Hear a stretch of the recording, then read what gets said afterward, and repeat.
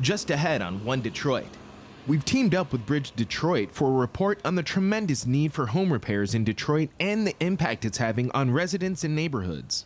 Plus, we'll talk with the filmmaker behind a new documentary about the struggles of a family-owned restaurant in Bad Axe, Michigan during the COVID pandemic.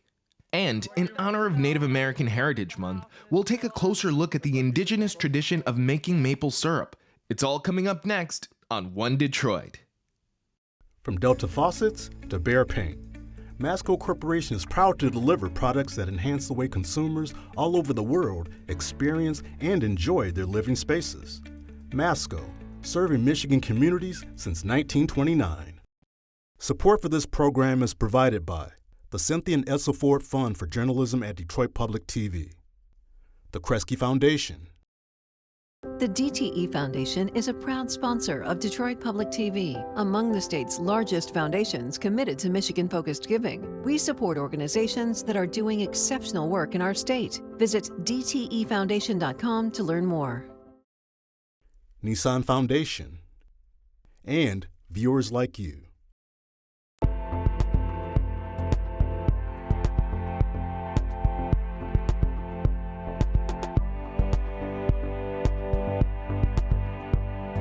Just ahead on this week's One Detroit, a new documentary chronicles one family's efforts to keep their restaurant open during the pandemic in the small town of Bad Axe, Michigan, while fighting political backlash. Plus, in honor of National Native American Heritage Month, we'll take you to the nation's largest urban sugar bush in Detroit's Rouge Park for a look at a longtime tradition among Indigenous Americans. But first up, a special report on the huge need for home repairs in Detroit. We partnered with BridgeDetroit to examine the issue and some solutions. For many families, the cost of making major repairs is out of their reach. And when asked how the city should spend its allocation of funds from the American Rescue Plan Act, the top response from residents was to fix up homes. BridgeDetroit reporter Malachi Barrett teamed up with One Detroit senior producer Bill Kubota for this story. It was like snow and rain coming in because there's nothing I could do about it, so I just worked it out. I just have a bucket there, put some tiles down. That's it. And just do what I do to make it work. That's lifelong Detroiter Samala Dean talking about a gaping hole that was in the roof of her 100-year-old home on the city's northeast side. Dripping and dripping and dripping, and one day it just fell in. I had planned to get it patched, but I never could come up with the $500 this man was going to patch it for me. Ms. Dean is a senior, disabled, and qualifies for a property tax exemption for low-income residents, which made her a prime candidate for the city's Renew Detroit home repair program. It's a $45 million effort to help 2,000 low-income Detroiters fix up their homes over the next 4 years. Those who applied in the first round could receive a new roof at no cost. A second phase of the program opened in October and will include window replacements. My guess is if we drove down the street 3 or 4 years ago, you wouldn't see people fixing up houses along here, right? Dean was one of the first people to get a new roof through Renew Detroit. We get Ms. Dean's roof done. I think you're going to see more and more investment in this community. I am so excited to have a roof and so emotional because I never ever dreamed this could happen to me. Renew Detroit only goes so far. Just a small fraction will get help who need it. The University of Michigan research estimates 38,000 families are living in homes that need repairs. Most people need roofs, gutters, siding, brickwork, porch work, windows.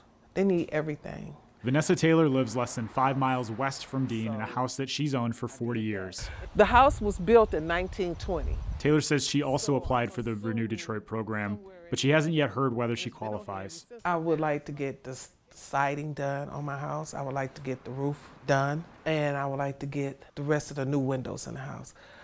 I get that done, I'm okay. Taylor estimates it will take $20,000 to $40,000 to do the repairs. She's on a fixed income. You know, I have to make sure that I'm getting food for myself. I have to make sure that my DTE bill is paid. I have to make sure that my water bill is paid. By the time I finish doing all that, I'm lucky if it's like $200 left. With roofs, like on a small house, a roof is $10,000. Edith Ford with Mac Development says even with programs to help, gaps in the system leave many Detroiters short.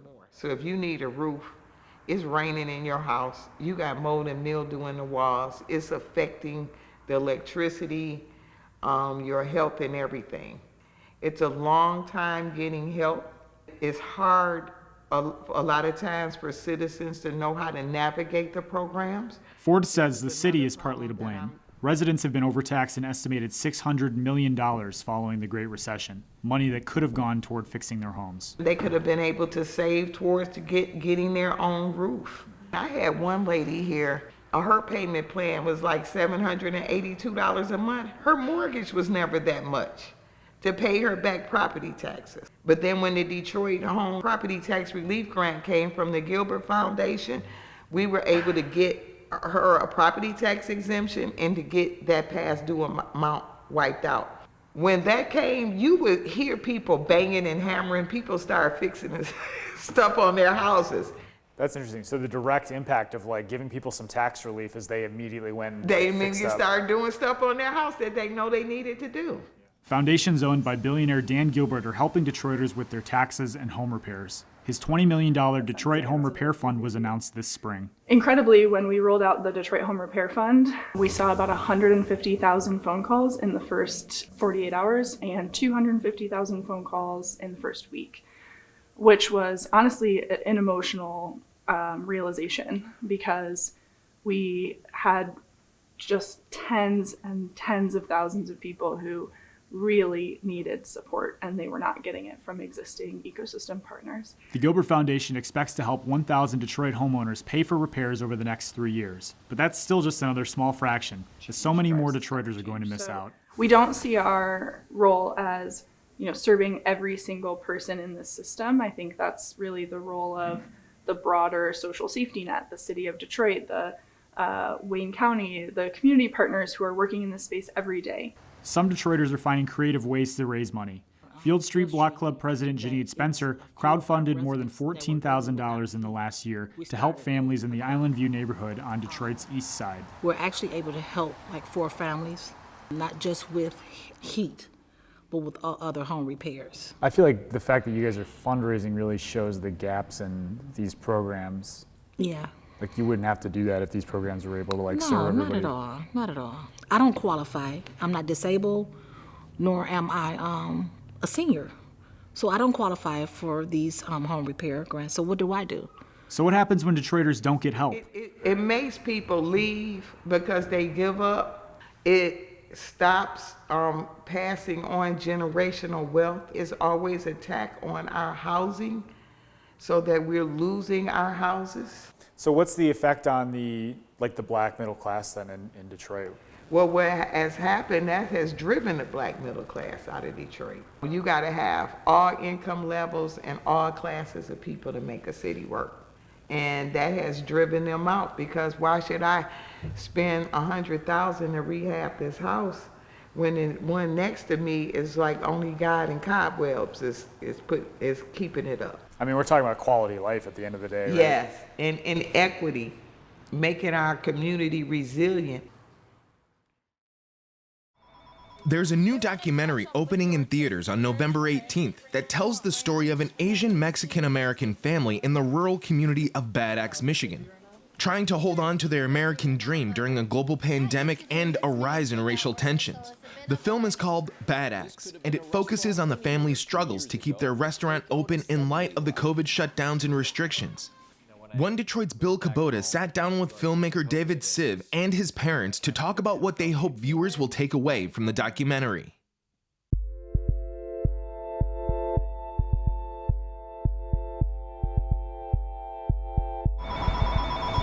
They wanted ketchup with your kids' tenders. Okay. They want ranch, and then you just need a kids' quesadilla, right?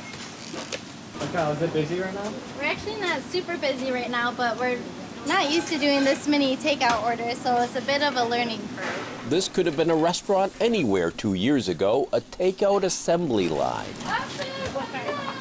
There are now more than 1,000 confirmed cases of coronavirus here in Michigan. Bars, restaurants, coffee shops, all ordered by Governor Whitmer to stop normal business to prevent the spread.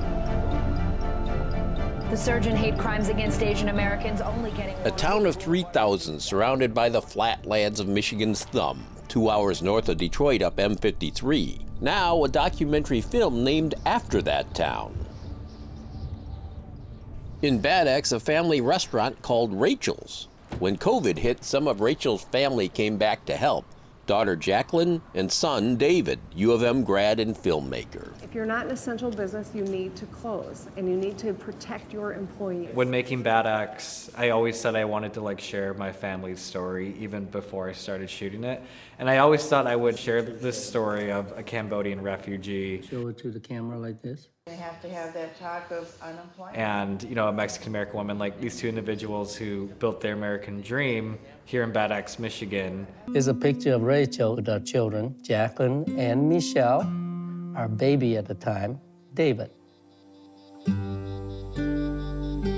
Here's the three kids standing in front of the front entrance. Didn't take a whole lot to keep the children happy. Just tell them this is gonna be our future donut shop. The donut shop would become Rachel's restaurant. When I moved back home from New York during COVID and just picked up my camera and began filming. David, why are you filming me right now? I got a lot of free time. David having the camera in his hands is not something new. It was something that, he's always walking around with his camera. But to get moments that were kind of, very personal. Bad Axe is probably a lot safer than New York right now. It's probably a good thing you guys got out when you did. But it's crazy to think that literally 1 week ago we were on a cruise ship. And now things are starting to get really bad. The filmmaker's family, willing participants for the most part. I think he was also very respectful because when I did really ask him to stop, he did. But he also didn't sometimes too. So I don't know. I guess that's what makes a really good film. We are. Yes, we will wear masks, glasses, gloves. We know. We're not stupid, Jacqueline. You have high blood pressure. 3/4 of the people that have died, 3/4. The way this documentary, came together, it was very unexpected. I had no plans or intention of making a documentary. That's just the way it unfolded, so. I was taking orders, Jack. Mom, that's not. You're wasting more time. No, you are, Mom. The film is shown everybody, not just in this town, but everywhere across the country, even in the world, what a family going through. The carry-out, dine-out option is still something that is available to people. This is an essential service, which is the feeding of the people of our state. Obviously out of everybody's control. It reminds me of when we literally, we're just struggling to survive, trying to make money off of donuts. Through Bad Axe, we relived 2020 all over again, our lives during lockdown. The film, a collective history for all of us, like when One Detroit checked on Roseville restaurant owner Steve Morse, who'd been checking in regularly with the governor. Well, what do you think she's going to do? When can customers eat in again? COVID cases up? Will she shut him down again? At One Detroit, we heard the fear and uncertainty over in Clawson. We're all scared that we're going to run out of money. We're scared that people are not going to come in. We're scared that too many of them are going to try to come in. I wear a mask and a shield while I'm teaching. The masks and the politics that came with them. Well, I had one on before. I wore one in this back area, but I didn't want to give the press the pleasure of seeing it. It was the same year George Floyd was killed by Minneapolis police. I'm Mandy Wright. I'm live right now. Right next to the Marriott, police are in riot gear, pushing protesters back. Night after night in Detroit, rallies, skirmishes, arrests. There's a line of protesters making a human change. So many other Black Lives Matter protests that summer. In the suburbs, even in conservative Bad Axe, a memorable scene in the documentary. I feel like one of the reasons why my parents were able to make the restaurant successful is because they assimilated in the way that people expect them to. Come to work, get your stuff done, don't open your mouth, don't say too much, make sure you don't speak up too loud. My parents are good at biting their tongue, but I don't think I can be that way. Hello. Good, how are you? It's so weird having this happen in this environment. Like, I'm more comfortable, I guess, in Ann Arbor at a Black Lives Matter protest versus being in Bad Axe at a Black Lives Matter protest. In the 2016 election, I voted for Donald Trump. I had been surrounding myself with very conservative Republican people, families, friends, and it took me a really long time to realize what type of a person he truly is. I really dug deep into my soul and thought, I can be my own person. This will be the first step that I've taken publicly. I'll be able to look back on it one day and tell my children, you know, it takes every ounce of your soul to stand up for what's right, even if your family doesn't agree with you. You know, a couple small incidents that we have seen in the film, you know, during the Black Lives Matter protesting with my daughter, my really outspoken daughter, Jacqueline, get tangled up, should I say it, with those three men that are, you know, fully armed, come in there, try to intimidate everybody. At the time, you know, it seems like, wait a minute, the town judging us in the wrong way to say, you know what, your kid the one that started a problem with these armed men. No, these not an armed man. These just a man that have a really bad intention. Now, if anybody in the town support those men, they have some problem. And it make me really proud when I see that film, that my children actually stand up, you know, again for what is right and what is wrong. Chun Siev's immigration story at the forefront of the film. I close this fucking plate down and burn it right down. Exactly, just out of spite because you're a child. That's right. The stress of the pandemic, but how much is connected to the trauma suffered a half-century ago escaping the Cambodian killing fields? This is the last place that I saw my father. Despite it all, Chun and his family thrive in 2020. You'll need to watch to the end as they look back with gratitude to the people in their town. Honestly, our town supported all of our restaurants, not just ours, but all of them. Hello, it is a Bad Axe. How may I help you? I cannot thank our community enough for that. I mean, they helped all of us.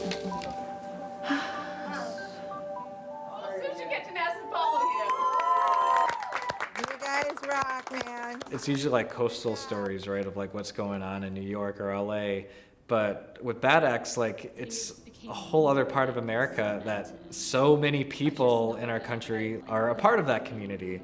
And so when you're seeing our family go through this, you have to think about all the other families in all these other small towns that are just like Bad Axe across the Midwest. People seeing their own experiences represented on the big screen through our family. Bad Axe opens in select theaters tomorrow. And finally, we go to Rouge Park. November is National Native American Heritage Month, a time to celebrate the rich ancestry and traditions of the Indigenous people of the United States. The Sugarbush ceremony is one of these ancient customs. It involves collecting sap from maple trees in late February to early March and boiling it down to syrup or sugar. One Detroit contributor, AJ Walker, got a closer look at the Detroit Sugarbush Project earlier this year.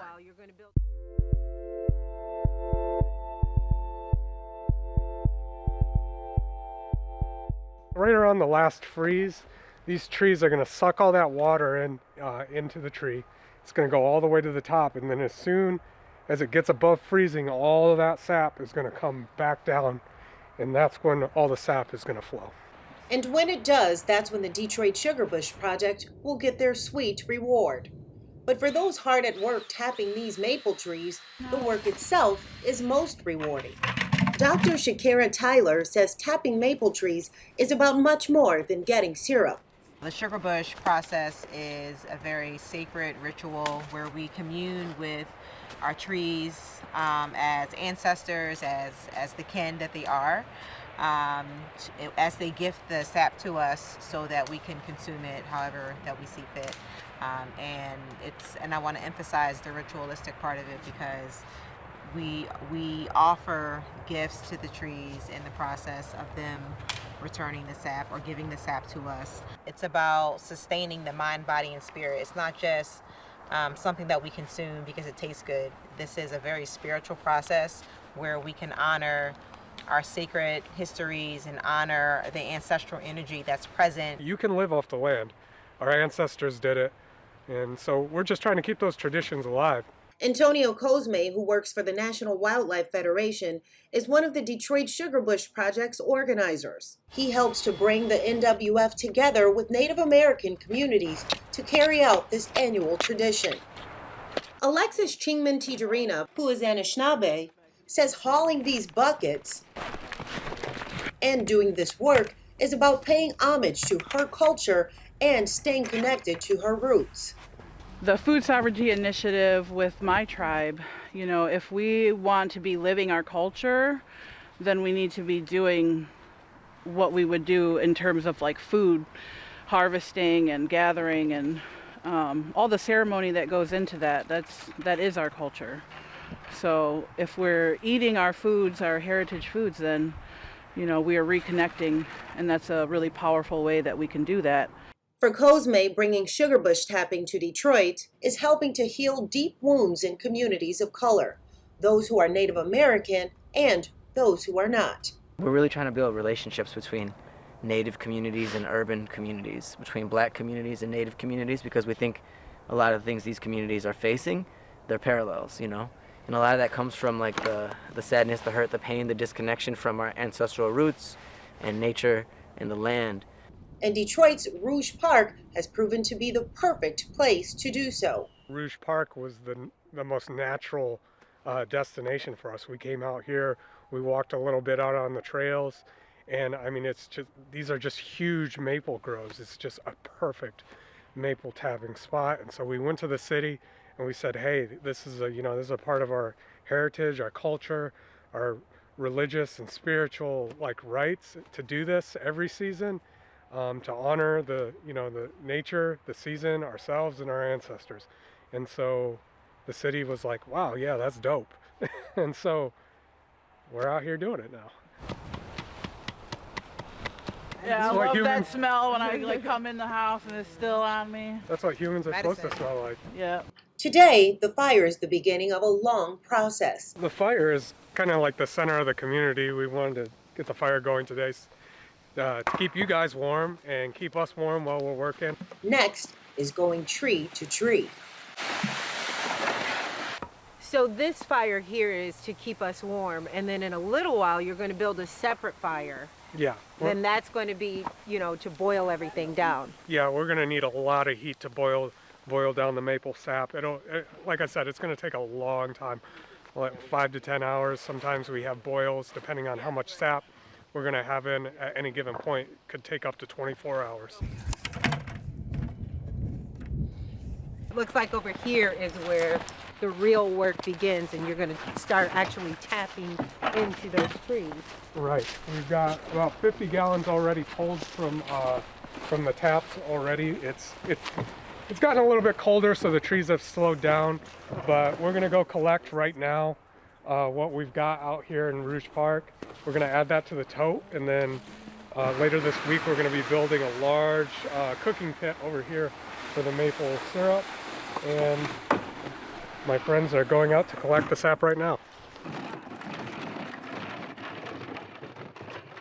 Tapping maple trees for their sap is a tradition that goes back thousands of years, but doing it today is especially important, and it's a labor of love.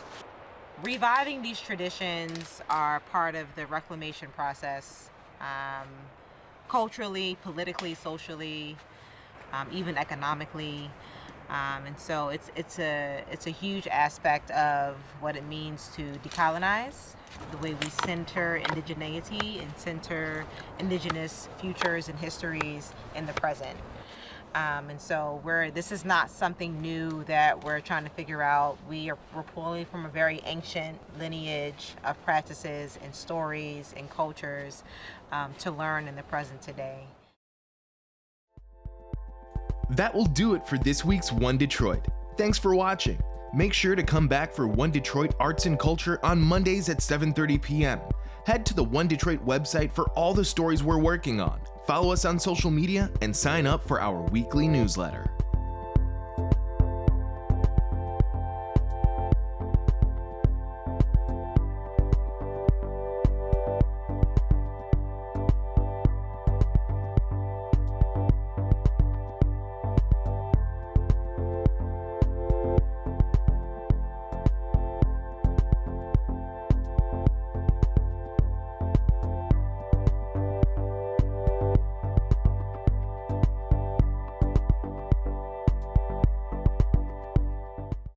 From Delta faucets to Behr paint, Masco Corporation is proud to deliver products that enhance the way consumers all over the world experience and enjoy their living spaces. Masco, serving Michigan communities since 1929. Support for this program is provided by the Cynthia and Edsel Ford Fund for Journalism at Detroit Public TV, the Kresge Foundation. The DTE Foundation is a proud sponsor of Detroit Public TV, among the state's largest foundations committed to Michigan-focused giving. We support organizations that are doing exceptional work in our state. Visit dtefoundation.com to learn more. Nissan Foundation, and viewers like you.